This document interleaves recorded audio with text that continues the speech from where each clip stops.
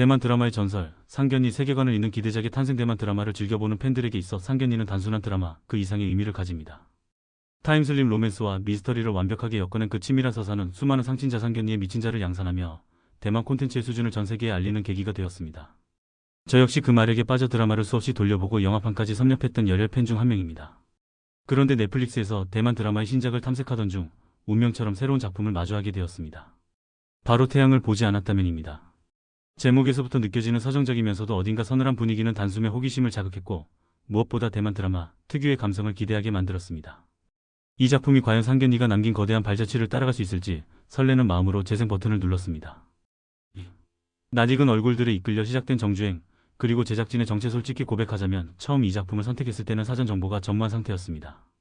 그저 포스터 속에 등장하는 배우들의 얼굴이 낯익었고 그들이 뿜어내는 분위기가 매력적이라 느껴져 가볍게 2회 정도만 시청해볼 생각이었습니다.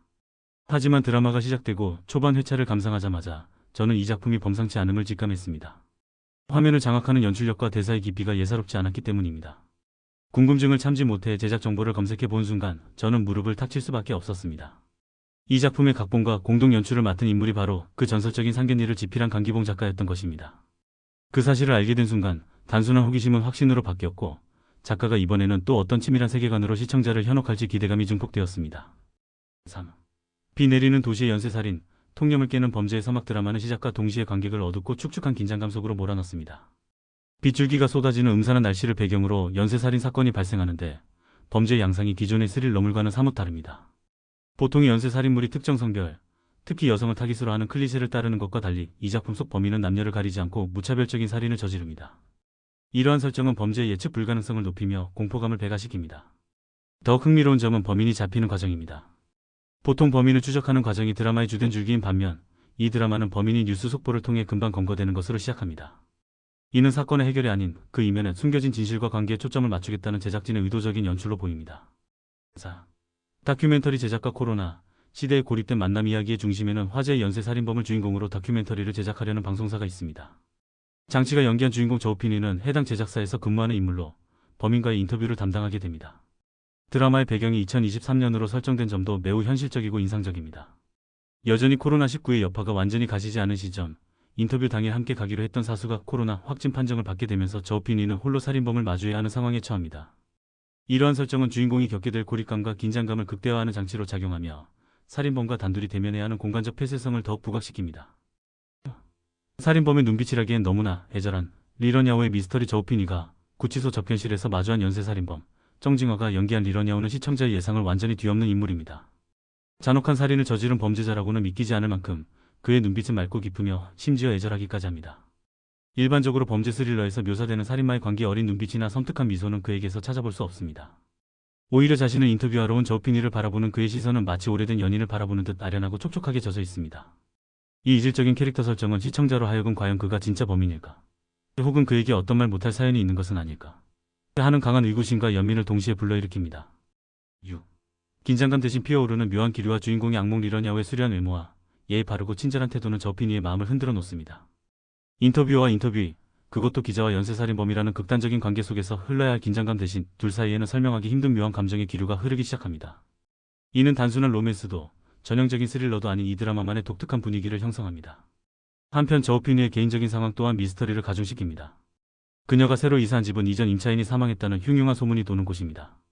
리런야와의 만남 이후 저우핀이는 매일 밤 악몽에 시달리게 되는데 이 꿈이 단순한 스트레스 탓인지 아니면 리런야와 관련된 초자연적인 현상인지 알 수 없는 모함이 공포심을 자극합니다. 7. 순순한 자백 뒤에 숨겨진 침묵. 그리고 귀신의 등장. 수사 과정에서 리런야오는 이상하리만치 순순하게 자신의 모든 범행을 자백합니다. 어떤 도구를 사용해 어떤 방식으로 살인했는지 구체적으로 진술하지만 결정적으로 왜 죽였는지에 대한 범행 동기에 대해서는 철저히 입을 다뭅니다. 이 침묵은 사건의 진상을 더욱 미궁 속으로 빠뜨립니다. 그러던 어느 날 저우핀이의 눈앞에 기이한 존재가 나타납니다. 바로 귀신을 보게 된 것입니다. 리무가 연기한 장시어통이라는 이 존재는 단순한 환영이 아니라 리런야오와 깊게 연결된 핵심 인물임이 드러납니다. 드라마는 이때부터 범죄 수사물에서 오컬트적인 요소가 가미된 복합 장르로 변모하며 현실과 비현실을 넘나드는 독특한 전개를 보여줍니다. 8.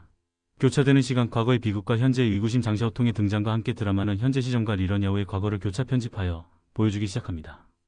이 과정에서 저우핀이의 이모이자 베테랑 형사로 보이는 라이원전 청유시 분의 태도가 심상치 않음을 감지할 수 있습니다. 그녀는 리런야오의 사건을 대하며 알 수 없는 불안감과 어두운 표정을 내비치는데 이는 그녀가 과거 리런야 혹은 그의 가족과 모종의 악연이나 비밀로 얽혀있음을 암시합니다. 밝혀지는 과거 속 리런야오의 삶은 처참했습니다. 학교에서는 심각한 왕따를 당했고 가정에서는 아버지의 빚 때문에 고통받는 등 벼랑 끝에 몰린 청춘의 모습이 그려집니다.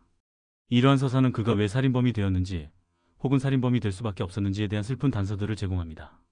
9. 대만 차세대 연기파 배우들의 환상적인 앙상블. 이 드라마의 가장 큰 미덕 중 하나는 대만에서 현재 가장 주목받는 젊은 연기파 배우들의 호연을 감상할 수 있다는 점입니다. 저우피니 역의 장치는 최근 나의 아픈 사랑 이야기를 통해 섬세한 감정 연기를 인정받아 여우주 연상 후보에 오를 만큼 탄탄한 실력을 갖췄습니다. 귀신 장샤오통을 연기한 리무 역시 넷플릭스 화제작 희생자 게임에서 신인 여우상을 휩쓸며 괴물 신인으로 떠오른 배우입니다. 여기에 살인범 리런야오 역의 정징화 또한 다수의 작품에서 주연상 후보에 노미네이트되며 연기력을 입증받았습니다. 20대 후반의 또래 배우들이 뿜어내는 시너지는 극의 몰입도를 최상으로 끌어올리며 캐릭터 간의 복잡 미묘한 관계를 설득력 있게 그려냅니다. 10. 시즌 1을 기다리며 멈출 수 없는 정주행의 유혹. 장샤오통과 리런야오가 과거의 친구였음이 밝혀지고 그들 사이에 벌어진 비극적인 사건과 살인의 진짜 이유가 서서히 수면 위로 떠오르면서 드라마는 절정을 향해 달려갑니다.